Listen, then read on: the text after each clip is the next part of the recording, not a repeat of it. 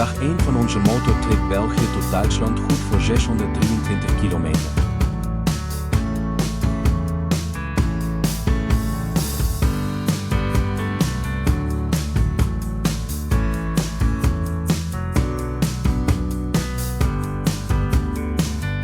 Om het filmpje niet te langdradig te maken worden enkel de laatste kilometers weergegeven.